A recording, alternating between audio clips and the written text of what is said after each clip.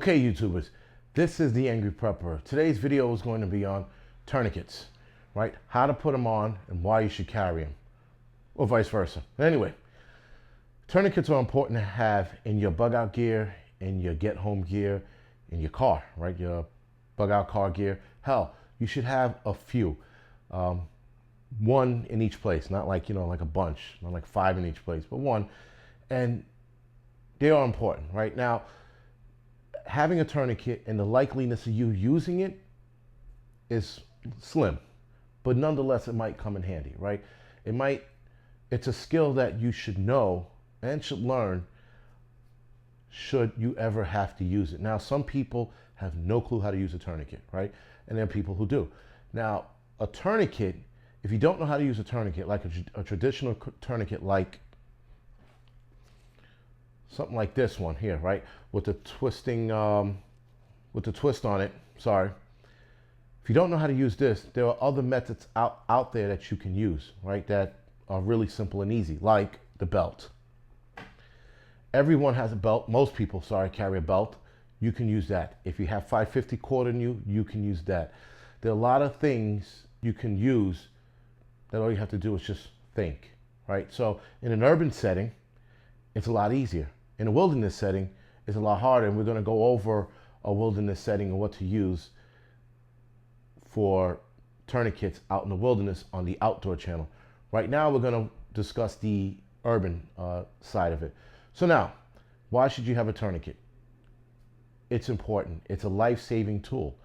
That's basically what it is. It's something that's going to stop somebody from bleeding out and dying and possibly save their life, right? So it is something especially preppers should have in their bug out bag or their preps at home, get home gear, or in their car.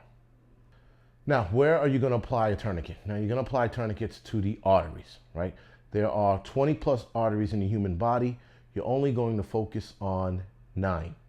The 9 arteries that you're most likely going to contend with, but not use a tourniquet on all 9, are the carotid artery down your neck, the brachial artery inside your arm, the ulnar and the radial artery, the femoral artery,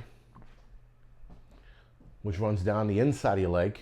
You have the popliteal artery, which is behind your knees, directly behind your knees. You also have the anterior tibial artery, which is inside your leg, right by your shin bone, right? So if you run your hand down the shin bone, on the inner part of your body is where that artery lies. The arteria dorsal pediis, which is in your feet, both feet, and the posterior tibial artery, which is behind, in the back part of your leg, sorry. So those are the arteries that you're going to contend with. The main arteries you're using a tourniquet on are going to be the radial, the ulnar, the brachial, the femoral artery, maybe even a popliteal artery if you have to, right? So where are you going to place these tourniquets? Well, if you have a opening right here in your arm, right? You have a bad slash, it slashes through the brachial artery. You're going to apply the tourniquet. If it's right here, right around here, let's just, for argument's sake, it's right around here. You're going to place the tourniquet right before it, not after it, never after. And you don't want to put it after it because that negates the point, right? You want to put it before it. So, like I said, it's here.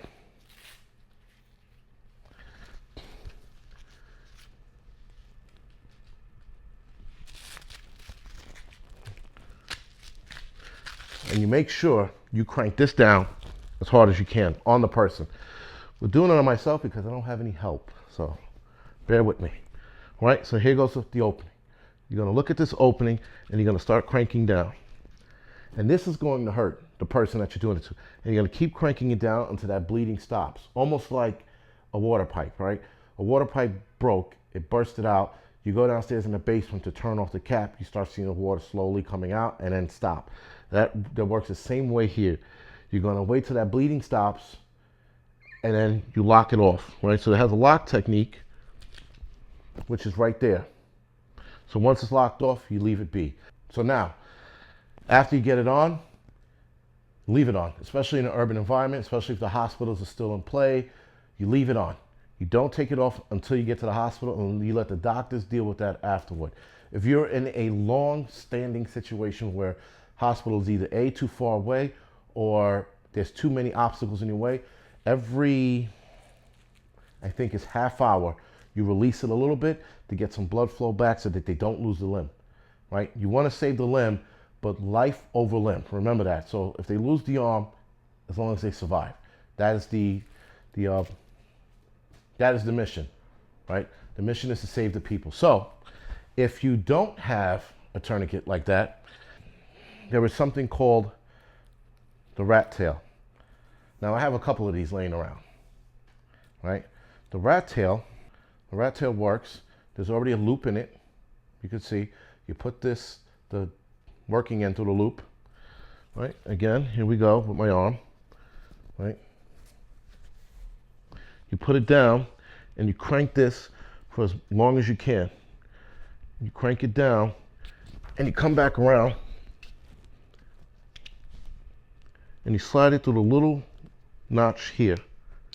And that notch is going to hold it in place, right? See? This stops the bleeding. And this is called a rat tail tourniquet. I'm going to put the link to where you can find them.